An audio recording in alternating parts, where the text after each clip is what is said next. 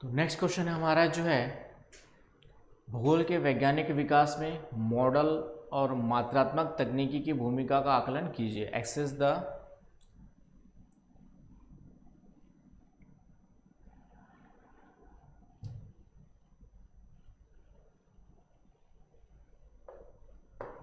तो ये वर्ड आपका असेसमेंट, आकलन कीजिए, ध्यान रखिएगा।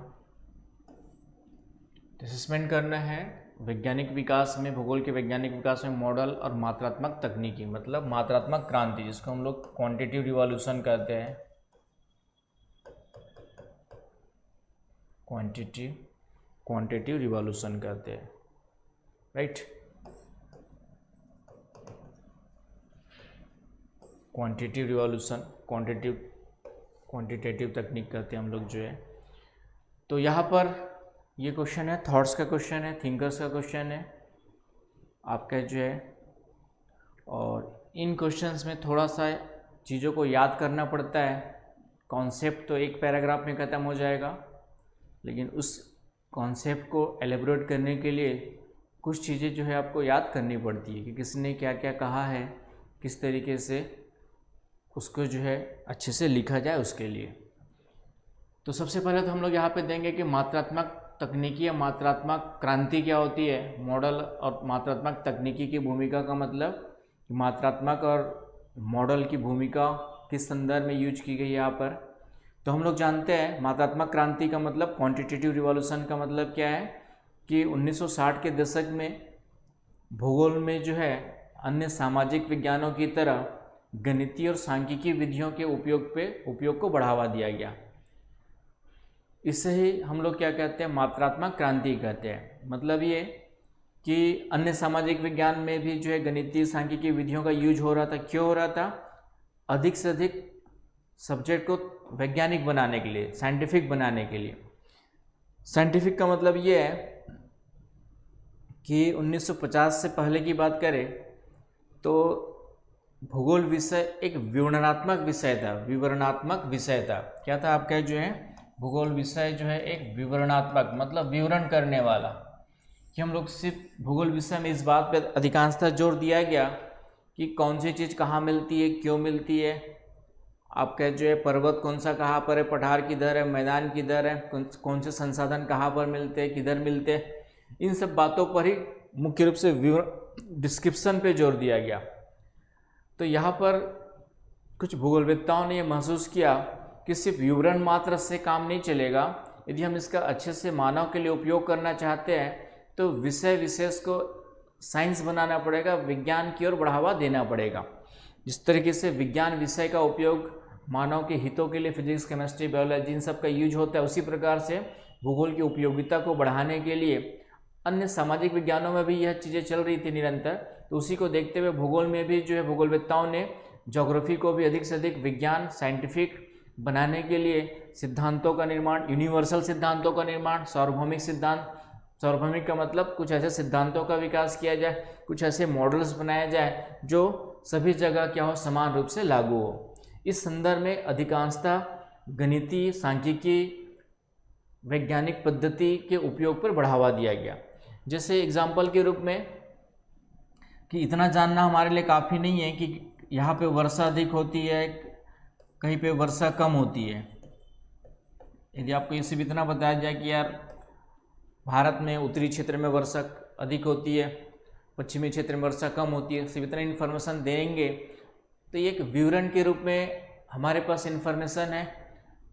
लेकिन यदि आपको ये सूचना दी जाए कि इन क्षेत्रों में 100 से 200 सेंटीमीटर के बीच वर्षा होती है, यहाँ पर आपका 50 सेंटीमीटर से कम वर्षा होती है, 50 सेंटीमीटर से कम वर्षा होती है, ग्रेटर देन 200 सेंटीमीटर, कहीं पे 100 to 200 सेंटीमीटर और कहीं पे लेस देन 50 सेंटीमीटर। इस तरीके से आंकड़ों के साथ, डेटास के साथ यदि आपको इन्फॉर्मेशन दी जाए तो डेफिनेटली ये हमारे लिए या किसी भी संस्था के लिए, किसी भी मनुष्य के लिए ज़्यादा उपयोगी होगी। हम उसके अकॉर्डिंग जो है वहाँ पर किसी भी संदर्भ में, चाहे कृषि विकास की पॉलिसी बनाना हो, इंडस्ट्रियल पॉलिसी बनाना हो, तो वह हमारे लिए ज़्यादा अप्रोप्रिएट होगा। तो इस तरीके से भूगोलवेत्ताओं ने जो है 1950-60 के दशक में अधिक से अधिक आंकड़ों के एकत्रण, पर जोर दिया, आंकड़ों के अध्ययन पर जोर दिया, आंकड़ों का कलेक्शन किया जाए, एकत्रण किया जाए, फिर उसका एनालिसिस किया जाए, एनालिसिस करने के लिए सांख्यिकी विधियों का यूज किया जाए ताकि निष्कर्ष हमारे क्या हो, अधिक सटीक रूप से निकाले जा सके, और वह जो निष्कर्ष निकाला जाएगा वो हमारे लिए क्या होगा, ज़्यादा विश्वसनीय और उपयोगी होगा। तो इस आधार पे जो है मात्रात्मक क्रांति के तहत गणितीय सांख्यिकी विधियों को क्या दिया गया, बढ़ावा दिया गया। इसे हम लोग कहते हैं मात्रात्मक क्रांति। और उसका फिर भूगोल के विकास में, भूगोल को वैज्ञानिक विकास में डेफिनेटली जब हम उसको अधिक से अधिक क्या कर रहे हैं, बढ़ावा दे रहे हैं, गणितीय सांख्यिकी विधियों का अधिक से अधिक तथ्यों पे जोर दे रहे हैं, तो डेफिनेटली हम उसका मानव के लिए उतना ही उपयोग अच्छे से कर सकते हैं। जैसे कि हम एग्जाम्पल दें कि वहाँ पे संसाधन ज़्यादा मिलते हैं, इतना ही आपको इन्फॉर्मेशन दी जाए तो वो आपके लिए उतनी उपयोगी नहीं हो सकती, लेकिन ये बताया जाए कि वहाँ पे ये संसाधन मिलते हैं, इतनी मात्रा में मिलते हैं, तो हम उसके अकॉर्डिंग पॉलिसी बना सकते हैं कि उन संसाधनों का दोहन किस तरीके से किया जाए, कितनी मात्रा में किया जाए। इन सब बातों से हमें जो है अधिक उपयोग में लाया जा सकता है। तो इस कंटेक्स्ट में मात्रात्मक क्रांति को आपको जो है दिया गया था। तो इसी को मैंने आपको आंसर फॉर्म में दिया हुआ है। कॉन्सेप्ट एक पैराग्राफ में खत्म हो जाएगा, चीज़ों को याद करना पड़ेगा।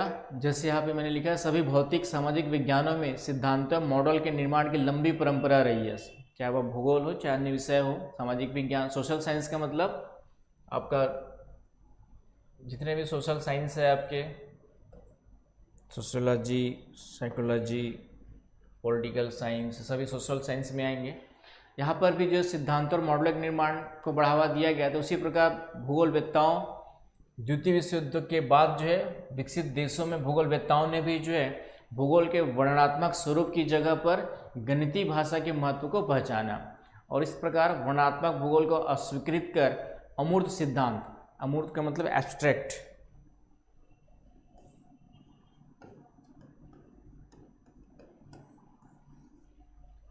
एवं मॉडल के निर्माण पे क्या दिया, जोर दिया, जिसे हम लोग क्या कहते हैं, और इसके अध्ययन के लिए, भौगोलिक अध्ययन के लिए सांख्यिकी गणितीय विधियों का जो यूज किया, उसे हम लोग क्या कहते हैं, आप क्या जो है प्रमात्रीकरण या मात्रीकरण, मात्रात्मक क्रांति कहते हैं। इसे हम लोग क्या कहते हैं, क्वांटिटेटिव रिवॉल्यूशन, राइट।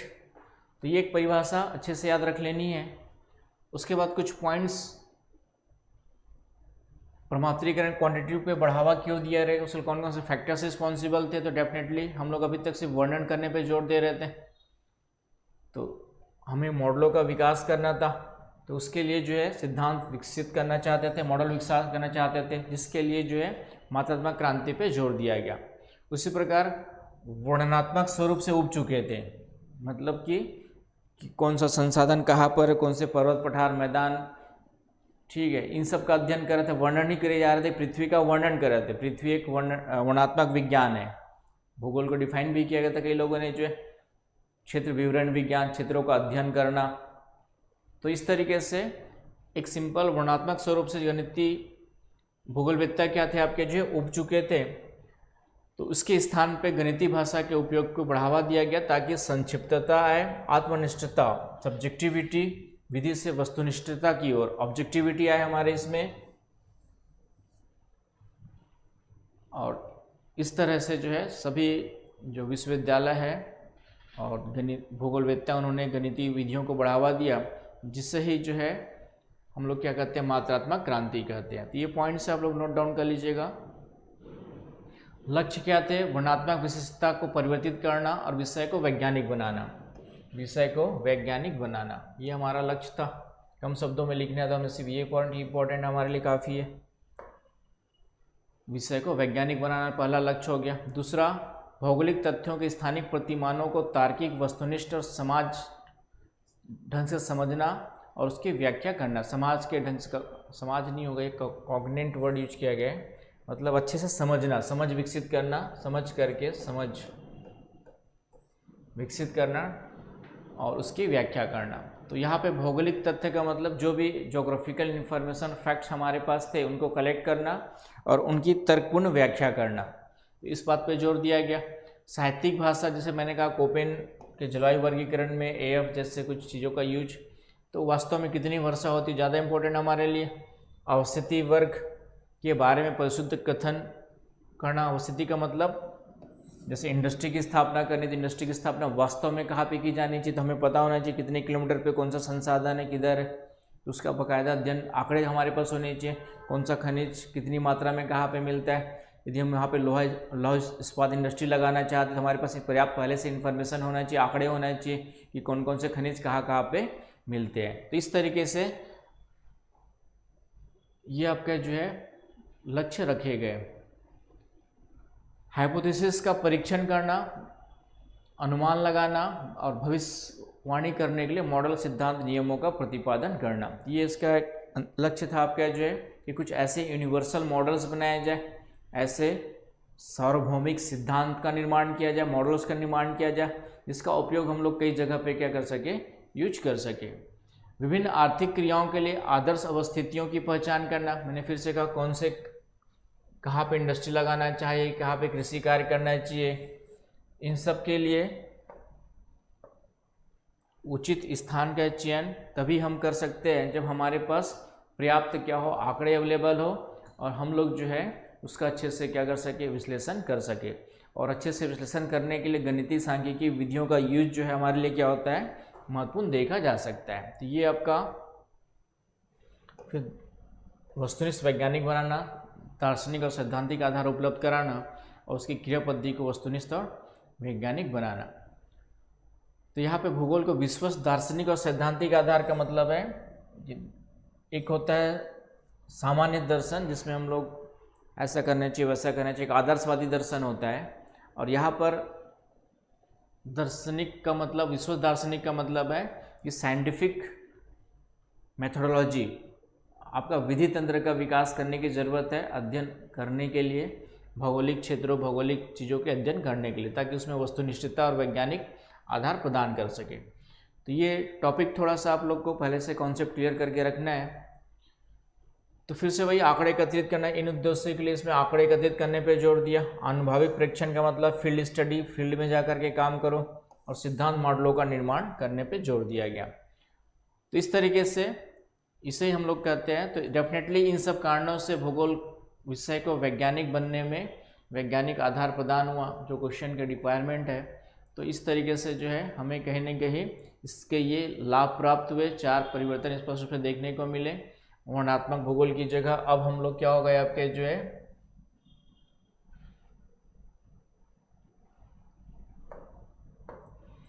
वर्णनात्मक की जगह विश्लेषणात्मक स्वरूप हो गया भूगोल का जो है। वर्णनात्मक की जगह क्या हो गया आपका जो है विश्लेषणात्मक स्वरूप हो गया। भौगोलिक पड़ताल का मतलब हम लोग बाकायदा डिटेल अध्ययन करने, रिसर्च करने लगे, अन्वेषण करने लगे। संक्षिप्तता के साथ साथ सारगर्भित का रूप शामिल हो गया, मतलब बहुत ज़्यादा विवरण न दे करके टू द पॉइंट तथ्यों का एकत्रण, आंकड़ों का कलेक्शन करने लगे। भूगोल का उद्देश्य एवं भावना, स्पिरिट जो है व्यापक परिवर्तन देखा गया, और वैज्ञानिक विश्लेषण में क्या मिली, हमें जो है मदद मिली। इससे ये परिवर्तन दिखाई दिए जिससे भूगोल विषय को क्या प्राप्त हुई, जो है वैज्ञानिकता प्राप्त हुई। भूगोल एक विज्ञान की ओर, सेमी साइंस की ओर। तो आज हम लोग भूगोल को सेमी साइंस के रूप में भी जानते हैं। साइंस की ओर उसका झुकाव बढ़ा निरंतर। कुछ लोगों ने यूज किया, जीफ ने किया। सबसे पहले जो है मात्रात्मक क्रांति में सबसे पहले गणितीय सांख्यिकी विधियों का यूज देखा जाए 1950 के दशक में, तो ये जीव का माना जाता है। इससे पहले भी हालांकि मात्रात्मक क्रांति वर्ड जब नहीं आया था उसके पहले भी वेबर का सिद्धांत, क्रिस्टॉलर का सिद्धांत, ये भी थोड़ा बहुत गणितीय सांख्यिकी विधियों पर कुछ न कुछ आधारित थे। लेकिन वास्तव में देखा जाए तो 1950 के बाद ये अर्बन ज्योग्राफी में कोटि आकार नियम में जीप ने यूज किया। निकटतम पड़ोसी तकनीक इवांस क्लार्क ने यूज किया। ये कुछ नाम है जिनको आप, एल.सी. किंग ने यूएसए के नगरीय प्रयोग बताने इसी तकनीक का प्रयोग किया। तो ये कुछ गणितीय विधियों के नाम हैं जिनको आप लिखेंगे तो डेफिनेटली आपको मार्क्स अच्छे आएंगे। सिर्फ कहानी लिखने से मार्क्स नहीं आएंगे, टू द पॉइंट जो क्रक्स कुछ चीज़ें हैं किसी भी कॉन्सेप्ट में, किसी भी टॉपिक में, तो वो चीज़ें आपको अच्छे से याद होनी चाहिए। ये सभी नाम आपको याद रखने हैं। इन कुछ नामों का ज़रूर जिक्र करना है, इनमें से जितना भी याद आ जाए आप लोग को पूरा का पूरा लिख लेंगे तो और अच्छी बात है। लेकिन 1-2 नाम कम से कम आपके सामने होने चाहिए। एग्जाम्पल्स फिर से मैंने कुछ लिया हुआ है। नेटवर्क एनालिसिस, लीनियर प्रोग्रामिंग, ये सब साइंटिफिक मेथड्स का यूज किया गया, मार्कोव चेन का यूज किया गया, ग्रुथ मॉडल का यूज किया गया आपका जो है ज्योग्राफी में अध्ययन के लिए। तो इन कारण से ज्योग्राफी को एक वैज्ञानिक विषय बनने में क्या मिली, हेल्प मिली और वैज्ञानिकता को बढ़ावा मिला। तो इस तरीके से फाइनली लास्ट कंक्लूजन हमारा यही है कि मात्रात्मक क्रांति का क्या महत्व है, यही हमारा क्वेश्चन है।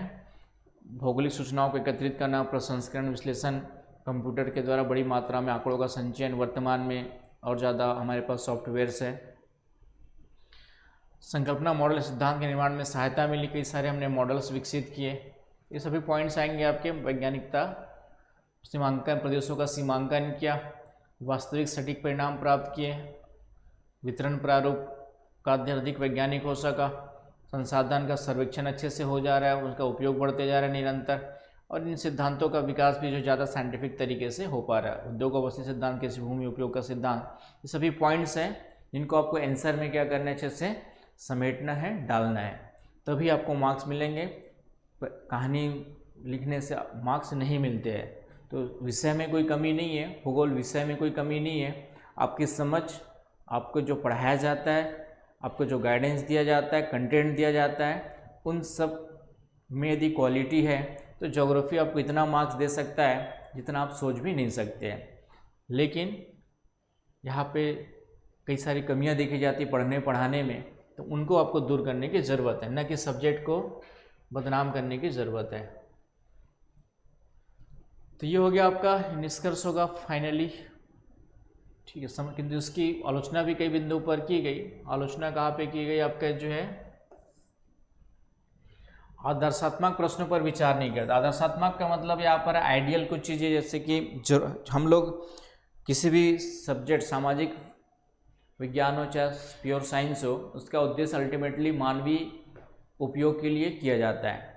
तो चूँकि भूगोल का संबंध ही मानव से है, तो कई सारी चीज़ें हैं, मानव व्यवहार, मानव, अब जैसे मान लेते हैं कि किसी क्षेत्र में संसाधन तो है, तो संसाधन के अधिकतम उपयोग पे जोर देता है कौन, मात्रात्मक क्रांति, कि उसका अधिक से अधिक उपयोग किया जाए।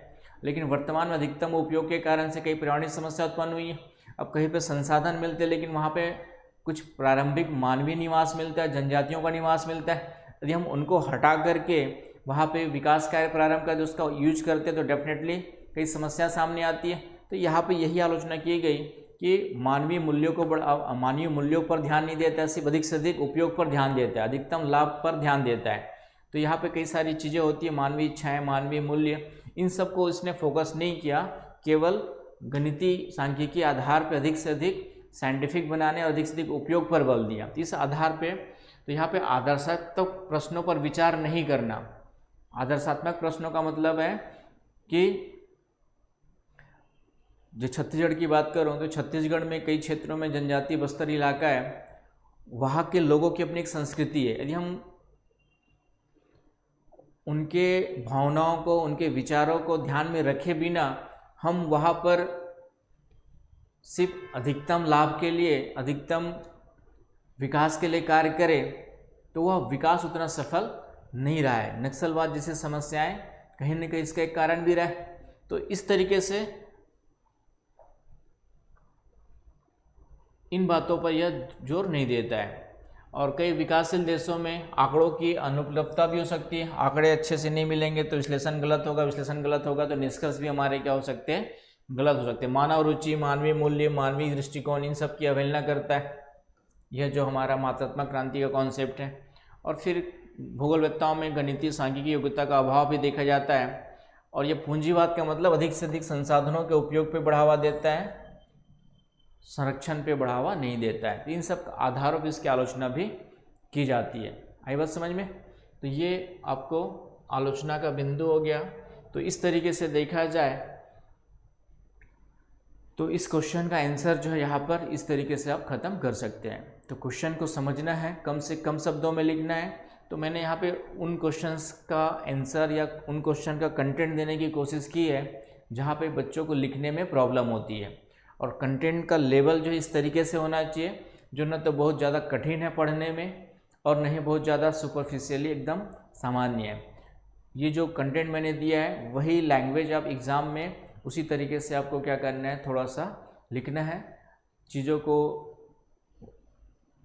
जो है वास्तव में उसको अच्छे से याद करना है। उस तब लिखेंगे तब आपको जा करके क्या होते हैं, मार्क्स वहाँ पे जो है प्राप्त होते हैं। तो इन टॉपिक्स में भी अच्छे मार्क्स मिल सकते हैं क्योंकि इसमें भी कोई इफ एंड बट्स नहीं है, साइंटिफिक रूप से इस क्वेश्चंस को, आंसर्स को डिफाइन किया जा सकता है। आई बात समझ में? तो थैंक यू इस क्वेश्चंस के लिए। नेक्स्ट क्वेश्चन में हम लोग आते हैं।